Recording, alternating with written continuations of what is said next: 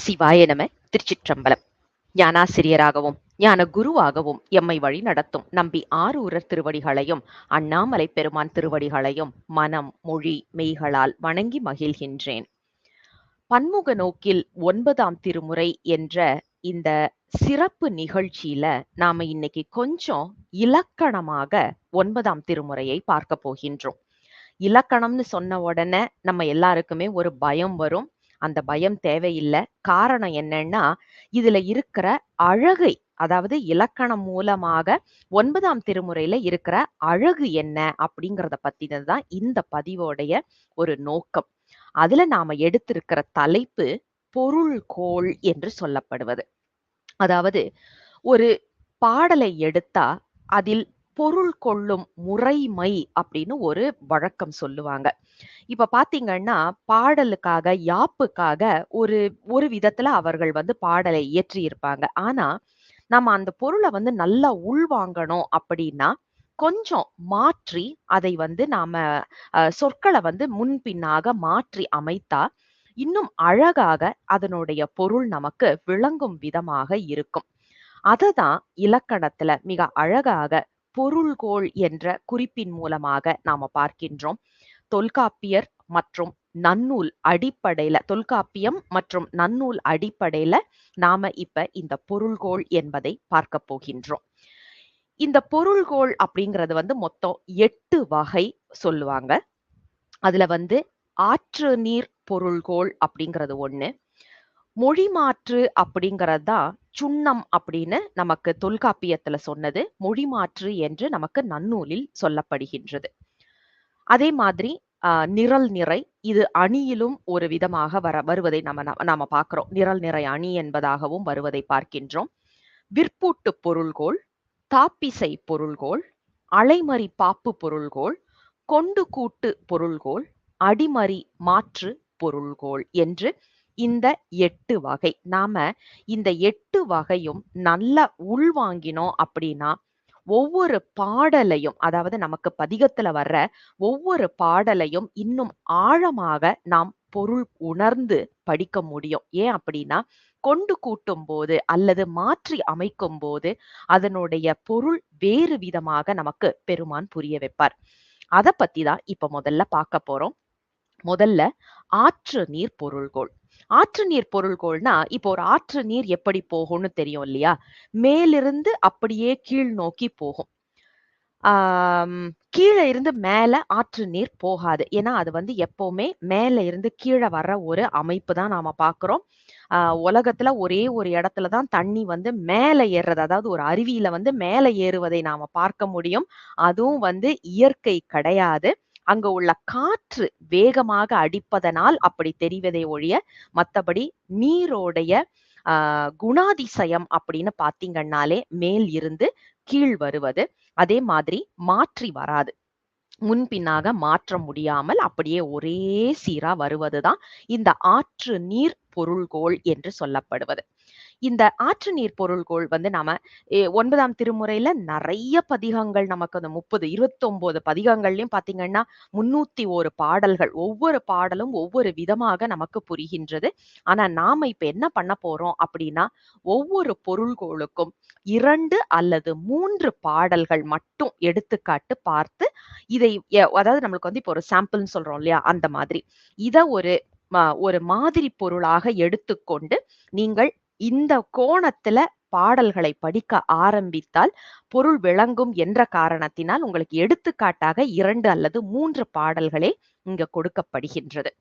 முதல் பாடல் பார்த்தீங்கன்னா, ஆற்று நீர் பொருள்கோளுக்கு திருமாளிகை தேவர் அருளிச் செய்த ஒளிவளர் விளக்கே பதிகத்தில் இருந்து இடர்கெடுத்து என்னை ஆண்டு கொண்டு என்னுள் இருட்பிழம்பு அற எரிந்து எழுந்த சுடர்மணி விளக்கின் உள்ளொளி விளங்கும் தூயனல் சோதியுள் சோதி அடல்விடை பாகா அம்பல கூத்தா அயனோடு மாலறியாமை படரொளி பரப்பி பறந்து நின்றாயை தொண்டனேன் பணியுமா பணியே என்பதுதான் இந்த பாடலாக நாம பார்க்கிறோம். இதுல பார்த்தீங்கன்னா, ஆ சிறப்பான விஷயம் என்ன அப்படின்னா, இந்த பாடல் ஆரம்பிக்கும்போது, அதாவது ஒரே சீராக வரும்னு நாம பார்த்தோம் இல்லையா? இடர்கெடுத்து என்னை அப்படிங்கிற அந்த எழுவாயில் இருந்து ஆரம்பித்து பணியுமா பணியே என்ற சொல்லின் மூலமாக நமக்கு அது அந்த பயனிலை என்று சொல்லப்படுவதில் நிறைகின்றது.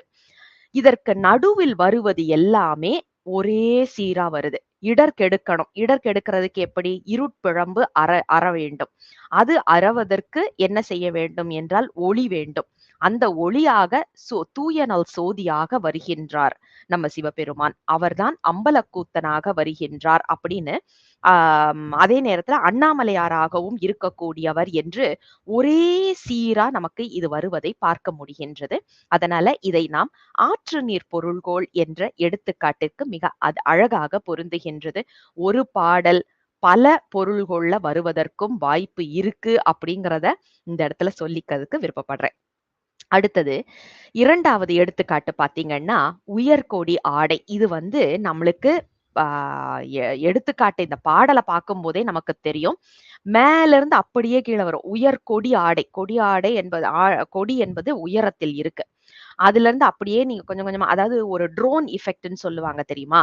ட்ரோன் வந்து உயரமா பறக்கும். அதாவது பேர்ட்ஸ் ஐ வியூ மாதிரி. அதுக்கப்புறம் அத அப்படியே கொஞ்சம் கொஞ்சம் கொஞ்சம் கொஞ்சமா ட்ரில் டவுன் பண்ணி பண்ணி பண்ணி கீழ வரும்போது, அழகா இன்னும் நெறைய விஷயங்கள் வந்து நமக்கு தெரியும். அப்ப அந்த ட்ரோன் வியூ மாதிரி நீங்க இப்ப இந்த பாடல எடுத்து பார்த்தீங்கன்னா, மேல இருந்து பார்க்கும்போது கொடி அசைந்து கொண்டு இருக்கு. அப்படியே அந்த ட்ரோன கொஞ்சம் கீழ இறக்குங்க. அங்க வந்து அந்த புகை படலம் இருக்கு. ஏன்னா அங்க வந்து ஓமங்கள் செய்வதனால மற்றும் தூபங்கள் போடுவதனால எல்லாம் வந்து அங்க ஒரு படலம் போல அழகா அந்த புகை மண்டி இருக்கு. அத விட இன்னும் கொஞ்சம் நீங்க அந்த ட்ரோன கீழ இறக்குனீங்க அப்படின்னா, மாடங்கள் தெரியுது. அந்த மாடங்கள் அதுலயும் கொஞ்சம் கீழ இறங்கணும் அப்படின்னா, வீட்ல போடுற புகை படலங்கள் இருக்கு இல்லையா? வீட்ல போடுற சாம்பிராணி அந்த மாதிரினா, வெளியில இருக்கிறது வந்து நம்மளுக்கு கோயில்கள்ல செய்ற ஓமங்கள். ஆனா, வீட்ல போடுற அந்த ம அ ர அ சாம்பிராணி அந்த மாதிரி உள்ளதெல்லாம் ஒரு புகை படலம். அதுக்கு அப்படியே கீழ இறங்கி வந்தீங்கன்னா, அந்த மதில்கள்ல நெறைய மணிகள் நிறைந்திருக்கு. இப்படி ஒவ்வொரு நிலையா நீங்க இறங்கி, இறங்கி, இறங்கி வர, ஒரு ஆற்று நீர் எப்படி மேலிருந்து கீழ வருமோ, அந்த அமைப்புல இந்த பாடல் வருவதை நாம் பார்க்க முடிகின்றது. அதே மாதிரி 3வது பாடல் பார்த்தீங்கன்னா, இது வந்து இந்த பதிகம் அருளிச் செய்ததே பாதாதிகேச முறை என்பது நமக்கு தெரியும். அந்த குறிப்போட நாம இத பார்க்கணும். அதாவது மையல் மாதோர் கூரன் மால்விடை ஏறி மான்மரி ஏந்திய தடங்கையன் அப்படியே பெருமான மேலிருந்து கீழ அப்படியே வருணிச்சுட்டு வந்துட்டு, பெருமானுடைய பாதம் என் சிந்தையில் இடம் கொண்டனவே அப்படின்னு சொல்லிட்டு ஒரு குறிப்ப சொல்றாரு. அப்ப பெருமான அப்படியே தலையில் இருந்து முக்காவாசி நாம சிவபெருமான வந்து பாதாதி கேசமா தான் பார்க்க போறோம். எங்கேயுமே வந்து அதாவது மனிதர்களை வருணிக்கும்போது மேல் இருந்து கீழையும், பெருமானை வருணிக்கும்போது பாதாதி கேசமாகவும் தான் செய்ய வேண்டும்.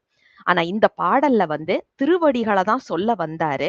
ஆனா ஒவ்வொரு இடத்திலயும் பெருமானுடைய அங்கங்கள் அழகை சொல்லி, அப்படியே பாதங்களில் கொண்டு வந்து நிறுத்துவதை நாம் பார்க்கின்றோம். இதுவும் ஒரு ஆற்று நீர் போல மேல் இருந்து கீழே வருவதாக அமைந்திருக்கின்றது அப்படிங்கிறத நாம நினைவில் கொள்ள வேண்டும். சரி. அடுத்த பார்க்க போற பொருள்கோள் அப்படிங்கிறது மொழி மாற்று பொருள்கோள். இந்த மொழி மாற்று பொருள்கோள் என்பது வந்து ரொம்ப அழகான ஒண்ணு. இததான் வந்து நமக்கு தொல்காப்பியர் காலத்துல சுண்ணம் அப்படிங்கிற ஒரு குறிப்புல சொன்னாங்க. இது என்னன்னா, ஒரே ஒரு பாடல்ல வந்து அப்படியே மேலயும் கீழயுமா சொற்கள் வந்து மாறி மாறி கிடக்கும். அத வந்து நாம சரியான இடத்துல பொருத்தினால் தான் இதனுடைய பொருள் நமக்கு புரியும். அதனால தான் இது மொழி மாற்று பொருள்கோள். மாற்றி அமைக்க வேண்டும் அந்த பாடல்களுடைய சொற்றொடர்கள. இல்ல அப்படின்னா நமக்கு அதனுடைய பொருள் சரியாக விளங்காது. அதன்படி பார்த்தா இங்க பாருங்க. 9ஆம் திருமுறையில வர்ற 2வது திருப்பதிகம், உயர்கொடி ஆடை என்ற திருப்பதிகத்துல 3வது பாடல். இதுல நிறைதழை வாழை, நிழற்கொடி, நெடுந்தெங்கு, இளம் கமுகு, உளங்கொள் நீள் பல மா அப்படின்னு ஒரு குறிப்ப வர்றாரு. நீள் பல மா அதாவது பலா மரங்களும் மாமரங்களும் நெடியதாக வளர்ந்திருக்கின்றது அப்படின்னு சொல்லிட்டு நிழற்கொடி நெடுந்தெங்கு என்று சொல்கின்றார். தென்னை மரம் நிழல் கொடுத்து கொண்டு இருக்கு அப்படிங்கிற ஒரு குறிப்ப சொல்றாரு. இதுல பாத்தீங்கன்னா நெடுந்தெங்கு என்று சொல்லப்படுவது கூட்டமா இருந்ததுன்னா வேணா நிழல் கொடுக்கலாமே ஒழிய, தென்னை மரம் தனியாக பார்த்தீங்கன்னா நிழல் கொடுக்காது. ஏன்னா, அது ரொம்ப உயரத்துல இருக்கும். அதே மாதிரி பலா மரமும், மாமரமும் பார்த்தீங்கன்னா, மேல உயரமா எழாது. ஆனா, நல்ல அடர்த்தியாக வளரும். நம்மளுடைய கரூர் தேவருடைய பாஷையில சொன்னாக்கா முழுப்பாக வளரும். அப்ப நாம இந்த இடத்துல என்ன பண்ணணும்னா, நீள் நெடுந்தெங்கு, நிழற்கொடி பல மா என்று நாம இத மாற்றி அமைக்க வேண்டும். ஒரே வரியில வர்ற சொற்கள மாற்றி அமைக்கும்போது, அது மொழி மாற்று பொருள்கோள் என்ற அமைப்பில் வருவதை பார்க்கின்றோம். சரி. அடுத்த எடுத்துக்காட்டு பாடல் பார்த்தீங்கன்னா, பெருமானோடைய அழகை சொல்ற இடத்துல 15வது திருப்பதிகம். அதாவது திருச்சாட்டியக்குடி திருப்பதிகத்துல பார்த்தீங்கன்னா, மாத்தி மாத்தி அமைந்திருக்கும். அதாவது தொழுது பின் செல்வத்து அயன்முதற் கூட்டம் தொடர்வன மறைகள் நான்கெனினும், கழுதுறு கரிகாடு உறைவிடம் போர்வை கவந்திகை கரியுரி திரிந்து ஊன் என்று சொல்கின்றார். இதுல மாத்தி மாத்தி வந்திருக்குது. அதாவது கழுதுறு கரிகாடு உறைவிடம், போர்வை கவந்திகை, கரி உரி திரிந்தூன் அப்படிங்கிற ஒரு குறிப்பை சொல்றாரு. அப்ப இத நாம இந்த இடத்துல மாத்தணும். எப்படி மாத்த போறோம் அப்படின்னா, உறைவிடம் அப்படிங்கிறது கரிகாடு. கரிகாடு என்பதுதான் உறைவிடம். அப்ப உறைவிடம் கரிகாடு. போர்வை என்னதுப்பா அப்படின்னா கரியுரி. யானை தோல் போர்த்தவர் இல்லையா? அதனால கரியுரி என்பதுதான் அவருடைய போர்வையாக அமைகின்றது. கவந்திகை திரிந்தோன். பிச்சை எடுத்து உண்பதுதான் அவருடைய உணவு, அந்த உணவாக எடுக்கக்கூடியது. அப்ப இத வந்து நாம ஒரே வரியில வர்ற சொற்றொடர்களை மாத்தி மாத்தி போட்டு அதனுடைய பொருளை இன்னும் அழகாக விளக்கம் கொடுப்பதாக அமைக்கின்றோம். அடுத்ததாக பார்க்க போவது நிரல் நிறை பொருள்கோள் அப்படிங்கிறது. இந்த நிரல் நிறை அப்படிங்கிறத வந்து 2 விதமா பார்க்கலாம். ஒண்ணு நேர் அல்லது எதிர் என்ற மாதிரி பார்க்கலாம். அதாவது நேர் நிரல் நிறை, எதிர் நிரல் நிறை அப்படிங்கிற குறிப்புல நாம பார்க்க போறோம். இந்த நிரல் நிறைங்கிறது என்னன்னு பார்த்தீங்கன்னா, ஒரே 2 வரிகள் நாம எடுத்துட்டோம் அப்படின்னா, முதல்ல உள்ள ஒரு எழுவாய் 2வது வரியில வர்ற பயனிலையை குறிக்கும். இததான் வந்து நாம பார்க்கிறோம். அப்ப 2 சொற்றொடர்கள், எழுவாய் 2மே ஒரே வரியில இருக்கும். பயனிலை 2மே ஒரே வரியில இருக்கும்.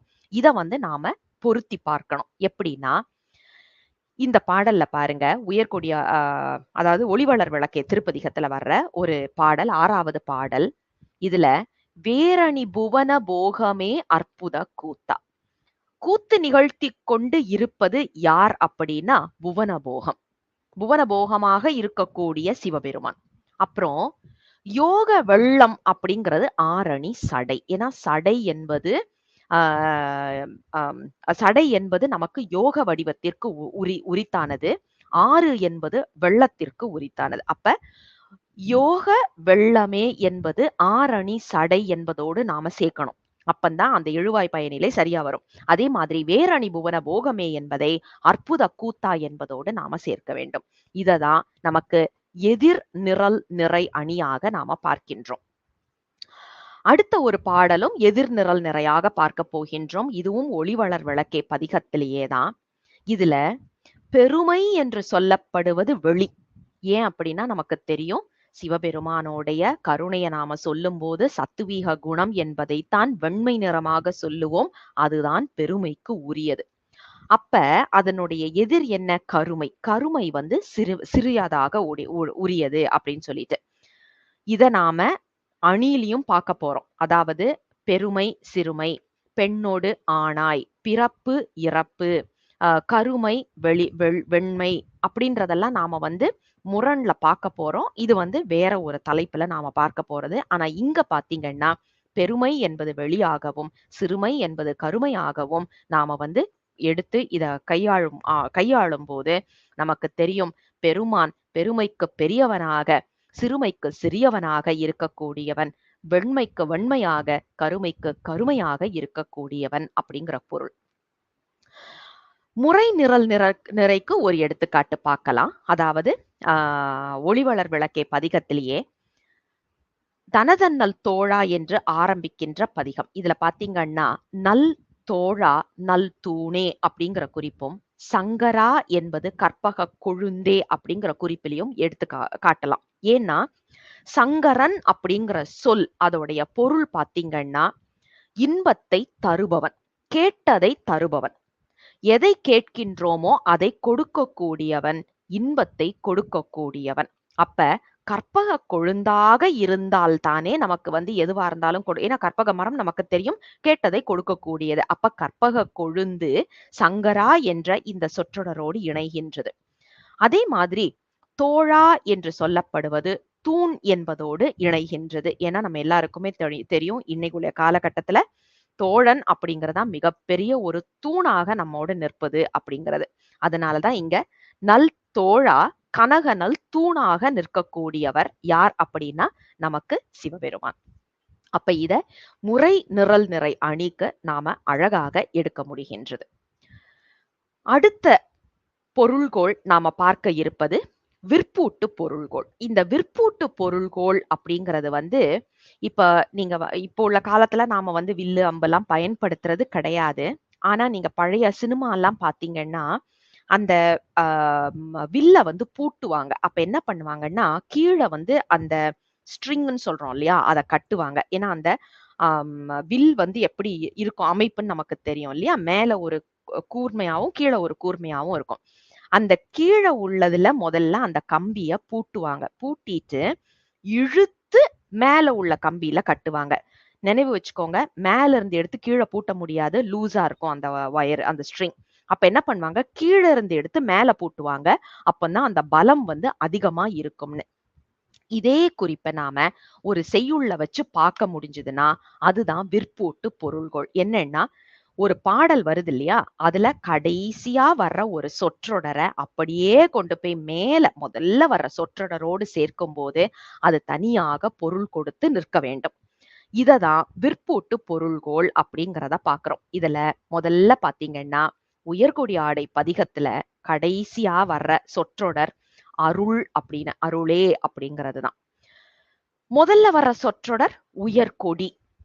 இந்த அருள் தான் உயர்கொடியாக நிற்கின்றது. நம்ம எல்லாருக்கும் தெரியும், சைவ சித்தாந்தம் படிச்சவங்களுக்கு கொடி என்று சொல்லப்படுவது, நந்தியம்பெருமான் கொடி என்று சொல்லப்படுவது ஐந்தெழுத்தின் வடிவம். நம சிவாய என்ற ஐந்தெழுத்தின் வடிவம் தான் கொடி.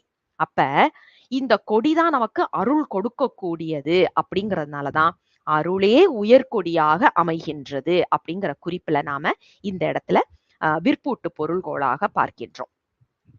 அதே மாதிரி புருடோத்தம நம்பி அருள் செய்த கோயில் திருப்பதிகத்துல பாத்தீங்கன்னா, தேவதேவே அரும்புனல் அலமரும் சடையினானை. சடை வைத்திருக்க கூடியவன், அதுவும் எப்படிப்பட்ட சடை, புனலை அதாவது கங்கை நதியை வைத்திருக்கக்கூடிய சடையை உடையவன் தான் எங்கள் தேவதேவன்.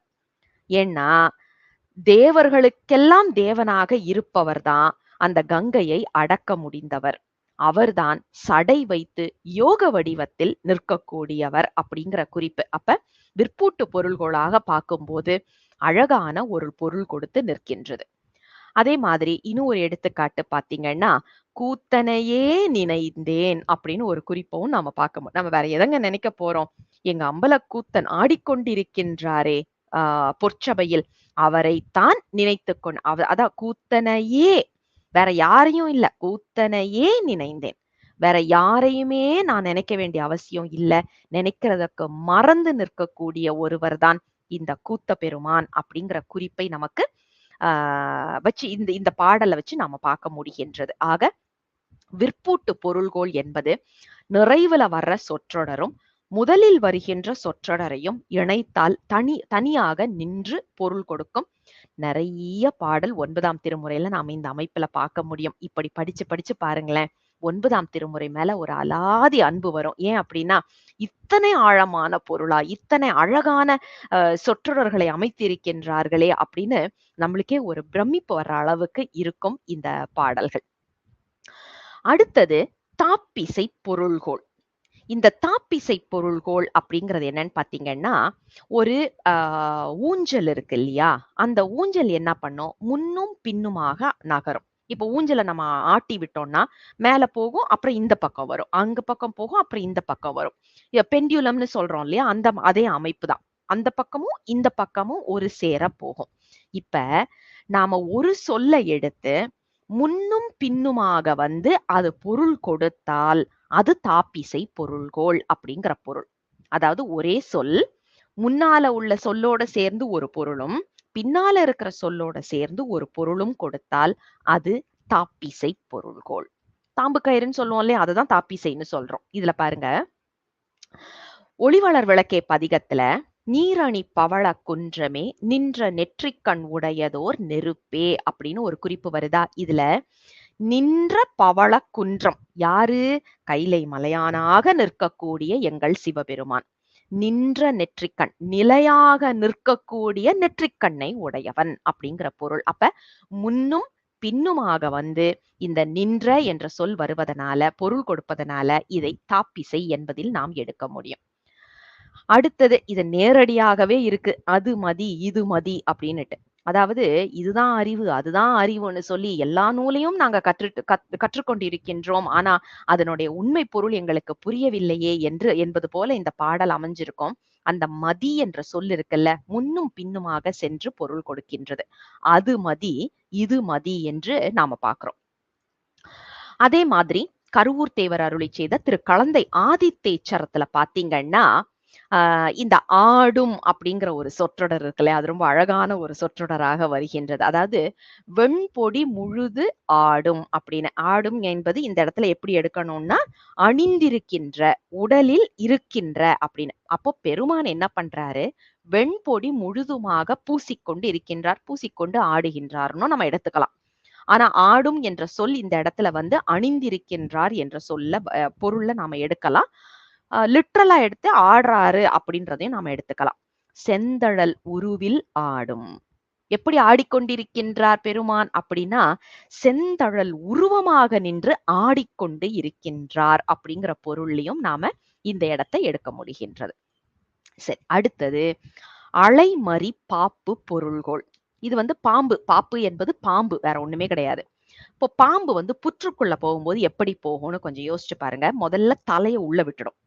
உள்ள விட்டு உடம்பு முழுதும் உள்ள விட்டுட்டு உடனேயே தலைய வந்து மேல தூக்கும். அதனால தான் சொல்லுவாங்க, பாம்பு உள்ள இருக்கு இறங்கும்போது கைய உள்ள விடாத, புற்றுக்குள்ள கைய விடாதன்னுவாங்க.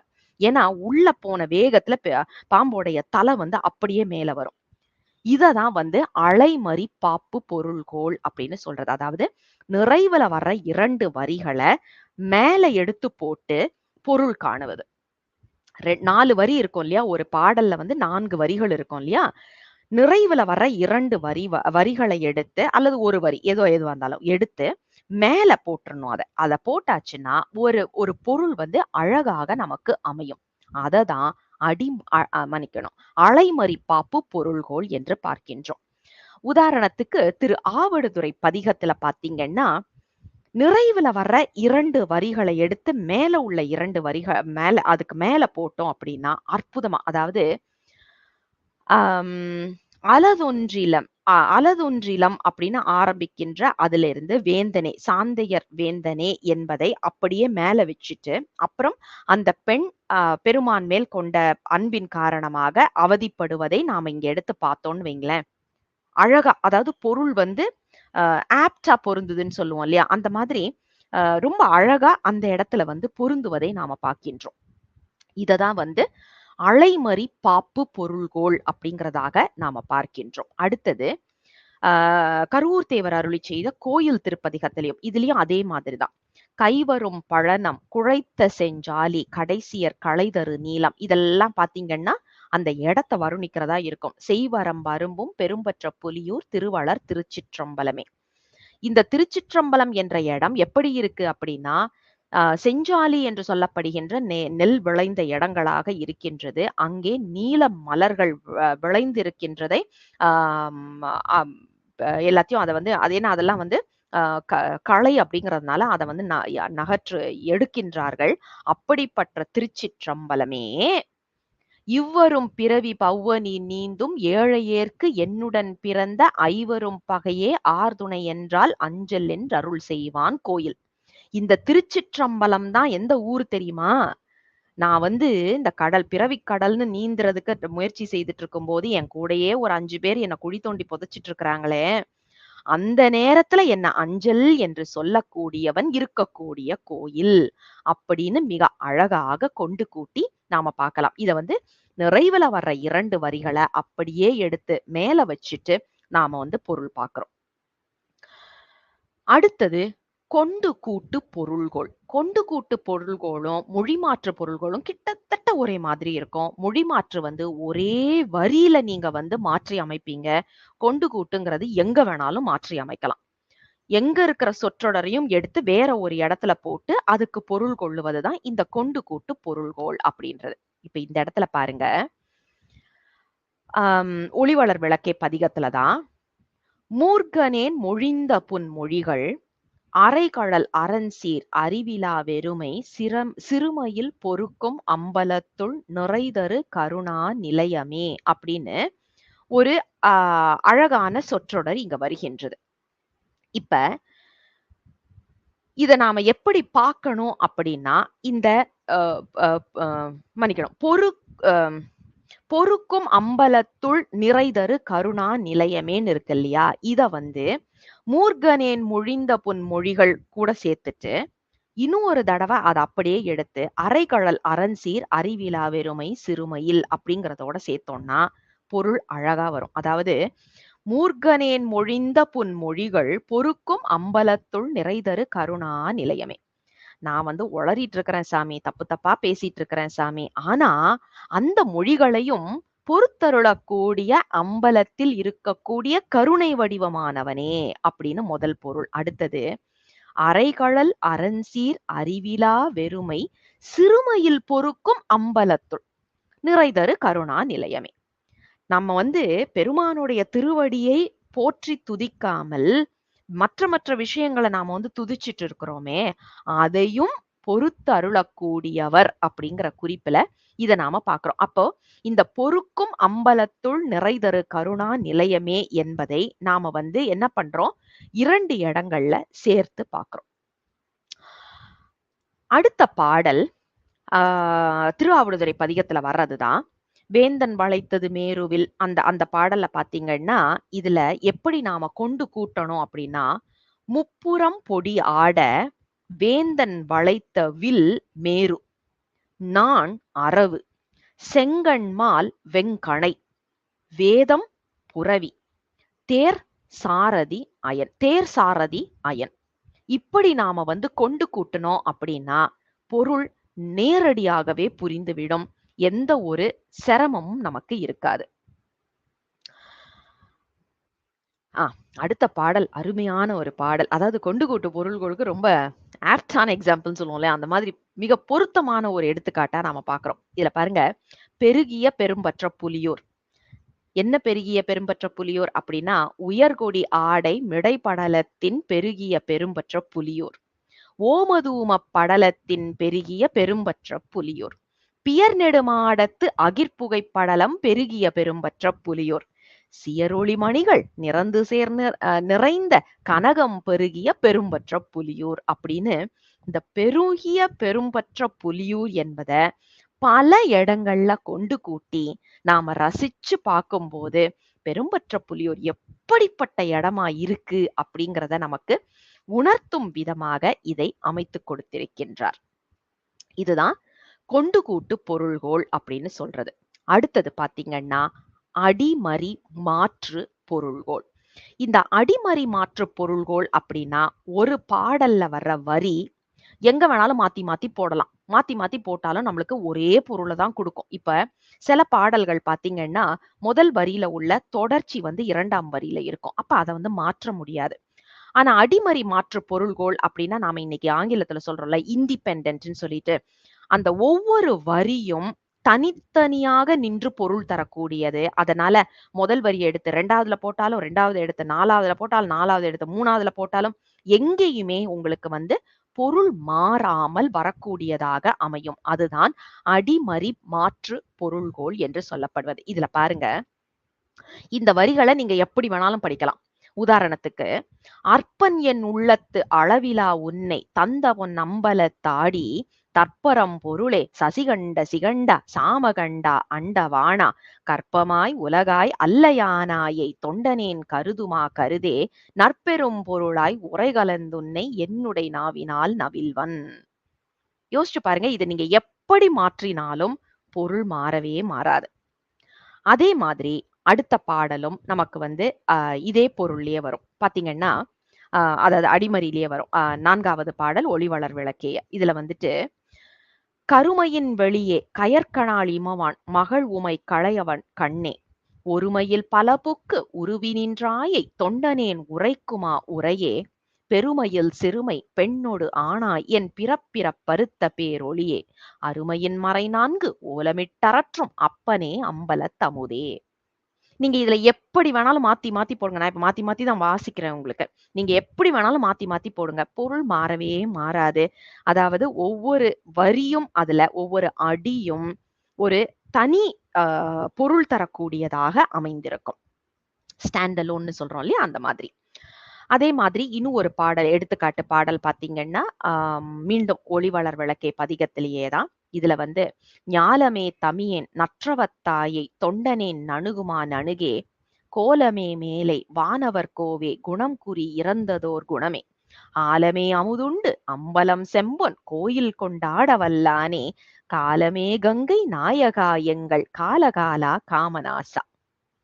நீங்க இத எப்படி வேணாலும் மாத்தி போடுங்களேன். பொருள் மாறவே மாறாது. இதுதான் அடிமறி மாற்று பொருள்கோள் அப்படிங்கிற குறிப்புல நாம பார்க்கிறோம். ஆக நாம இப்ப பார்த்தது என்னன்னா, பொருள்கோள் அப்படிங்கிறது 8 வகைப்படும் அப்படிங்கிறத பார்த்தோம். ஒரு செய்யுள்ல வர்ற சொற்றொடர்களை மாற்றி அமைத்து பொருள் கொள்ளும் முறைமையைத்தான் நாம் பொருள்கோள் என்று சொல்கின்றோம். அதுல ஆற்று நீர் பொருள்கோள், மொழிமாற்று பொருள்கோள், நிரல் நிறை பொருள்கோள், விற்பூட்டு பொருள்கோள், தாப்பிசை பொருள்கோள், அலைமறி பாப்பு பொருள்கோள், கொண்டு கூட்டு பொருள்கோள், அடி மறி மாற்று பொருள்கோள் என்று இப்படி 8 வகை பொருள்கோளுக்கு 9ஆம் திருமுறையில் இருந்து வர்ற எடுத்துக்காட்டு சில சான்று பாடல்களோடு பார்த்தோம். இந்த அமைப்புல முழுவதுமாக நீங்க படிக்கும்போது 9ஆம் திருமுறை இன்னும் அழகாக நமக்கு புரியும் என்பதில் எள்ளளவும் ஐயம் இல்லை. இதோடு இந்த பதிவை நிறைவுக்கு கொண்டு வருவோம். தென்னாடுடைய சிவனே போற்றி, எந்நாட்டவர்க்கும் இறைவா போற்றி, அண்ணாமலையம் அண்ணா போற்றி, கண்ணார் அமுதக் கடலே போற்றி, சிவசிவ திருச்சிற்றம்பலம்.